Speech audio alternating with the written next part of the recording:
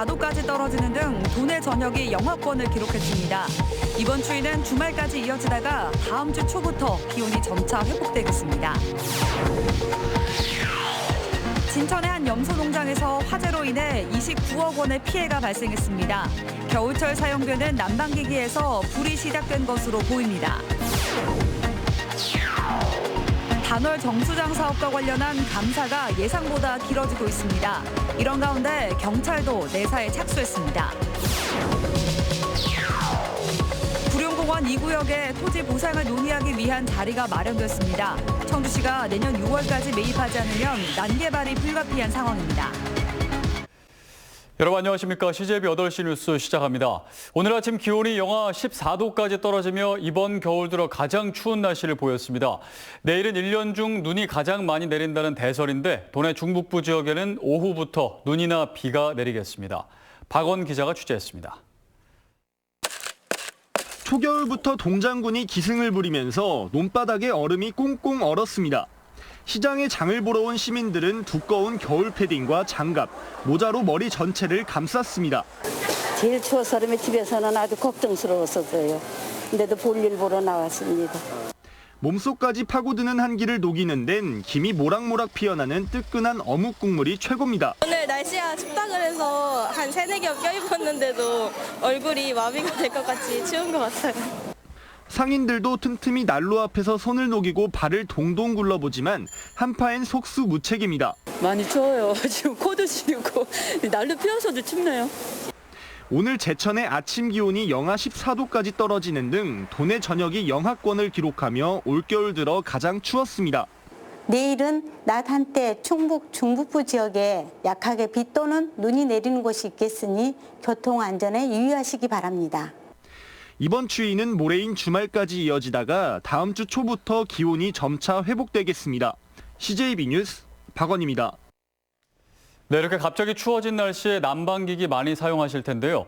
오늘 새벽 진천군의 한 염소 농장에서 난방기기에서 발화된 것으로 보이는 불이나 염소 2,500마리가 불에 타 죽어 29억 원의 재산 피해가 났습니다.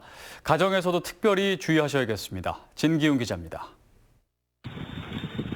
어두운 새벽, 맹렬한 화염이 농장을 집어삼킵니다.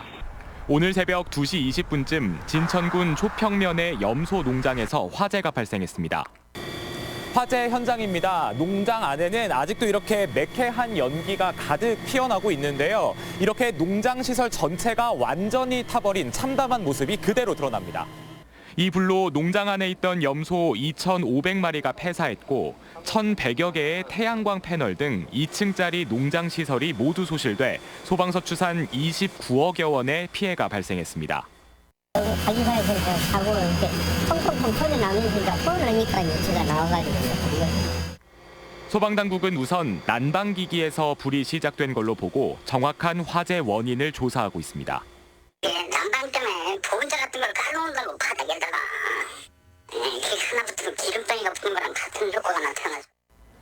겨울철 난방기기로 인한 화재가 급격히 늘어나는 만큼 시설물 관리에 각별한 주의가 필요합니다. CJB 뉴스 진기훈입니다. 700억 원대 규모의 충주시 단월정 수장 사업과 관련해 업체 선정 과정에서 공무원들이 향응 접대를 받았다는 소식 지난달 전해드렸습니다. 국무총리실의 감사가 예상보다 길어지고 있는 가운데 경찰도 내사에 착수했습니다. 이태현 기자입니다. 국무총리실이 충주시 공무원들을 상대로 직접 조사에 나선 건 지난 10월부터입니다. 단월정 수장 현대화 사업의 설계 용역업체 선정 과정에서 업체와 공무원 사이 향응과 접대가 이뤄졌다는 의혹을 확인하기 위해서입니다. 충주시는 지난달 접대를 받은 사실이 확인된 공무원 15명을 전보 조치했습니다. 본인들한테 그때 여기 저기 밥 먹은 사람이 있었던 게 맞냐 없이 확인해서 맞다 거기 갔었다 이런 사람들이 인사조치 우선했어요. 이런 가운데 경찰도 내사에 착수했습니다. 경찰은 최근 충주시로부터 당시 입찰과 관련한 자료들을 전부 넘겨받았습니다. 심사위원 명단도 확보해 공무원을 포함해 당시 외부 심사위원으로 참여했던 대학 교수들까지 살펴보고 있습니다. 감사 결과에 따라 조만간 정식 수사로 전환할 방침입니다. 충주 단월정수장 현대화 사업에 투입될 국가 예산만 720억 원대, 공무원들의 비위 의혹에 대해 수사기관까지 직접 나서면서 관련 공무원들의 징계는 물론 형사처벌도 가시화되고 있습니다. CJB 뉴스 이태현입니다.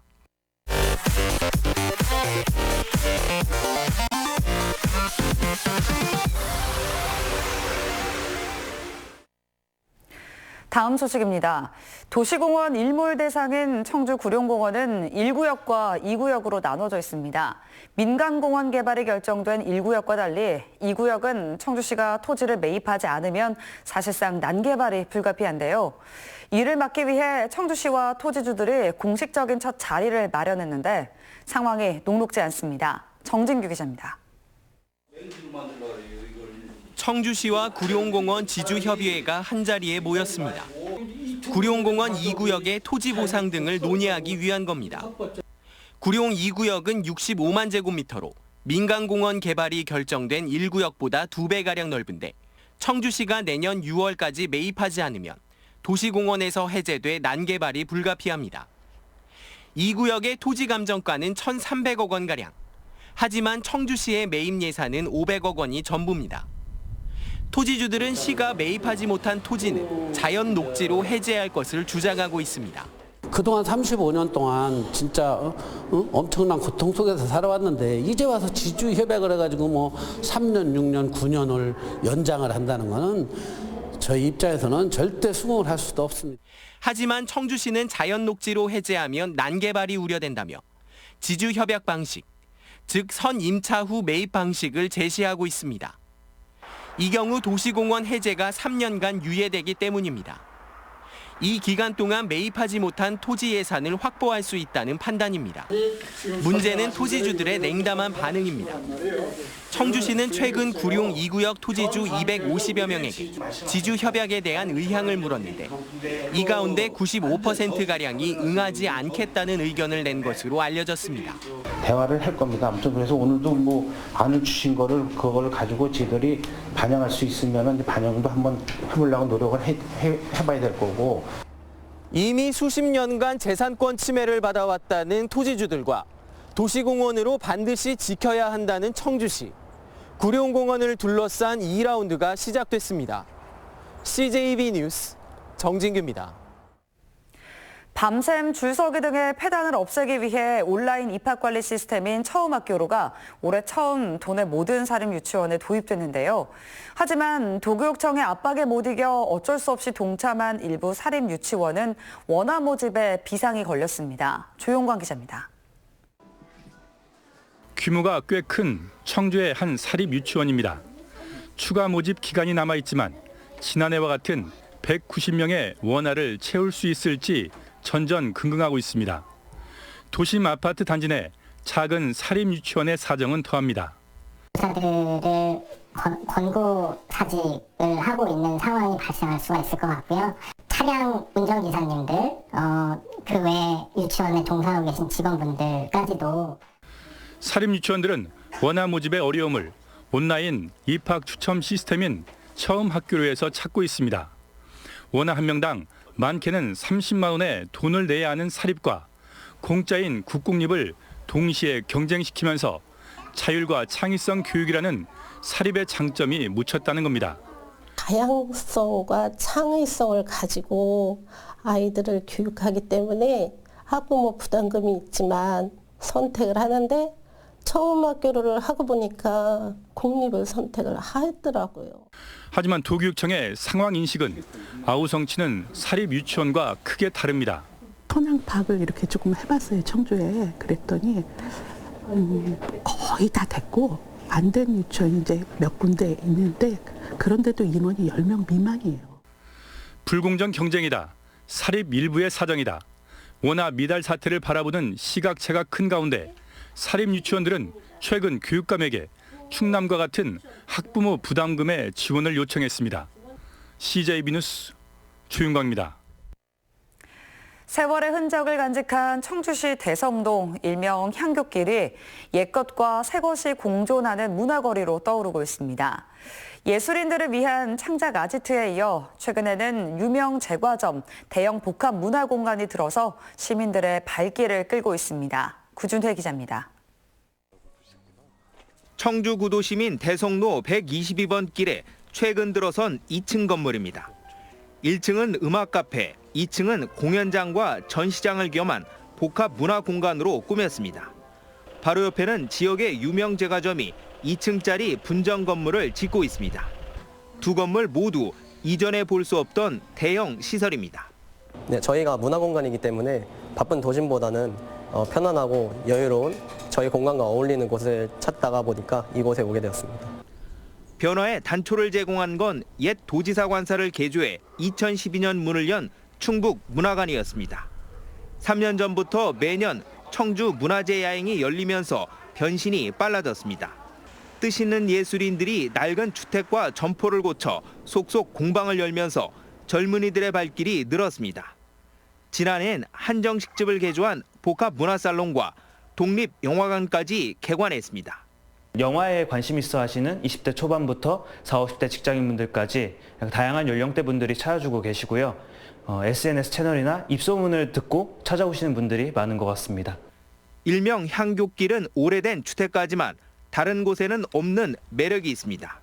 도심 번화가에서 불과 5분만 걸으면 우암산 자락에 둘러싸인 정감 있는 골목길과 만날 수 있습니다. 여전히 영업 중인 오래된 점포를 볼 수 있는 것도 색다른 즐거움입니다. 옛 것과 새 것이 공존하는 대성로 122번 길이 새로운 문화 명소로 주목받고 있습니다. CJB 뉴스 구준혜입니다. 이시종지사의 역점 사업과 관련된 내년도 예산이 줄줄이 삭감됐습니다. 충북도의회 상임위는 세계 무예마스터십위원회 내년도 지원금 15억 1천여만 원을 전액 삭감했고 은퇴과학자촌 조성 연구 용역 1억 5천만 원, 충북형 농가 기본소득 보장제 예산 10억 4천여만 원도 삭감했습니다. 도는 9일부터 열리는 도의회 예결위에서 도의원들을 설득해 사업비를 부활시키겠다는 입장입니다. 충북교육청이 도내 첫 공립대안학교인 은여울중학교를 중고교로 확대하는 방안을 추진하고 있습니다. 도교육청은 현재 도내 학업 중단 고교생은 754명으로 적정한 학급 규모 검토를 거쳐 은여울중학교를 중고교로 확대할 방침입니다. 내년 총선에서 후보자 1인당 선거 비용 제한액이 평균 1억 9,900만 원으로 결정됐습니다. 충청북도 선거관리위원회는 선거 비용 제한액을 도내 8개 선거구별 인구와 읍면동 수를 기준으로 확정했다고 밝혔습니다. 이사로 CJB 8시 뉴스를 모두 마칩니다. 시청해주신 여러분 고맙습니다.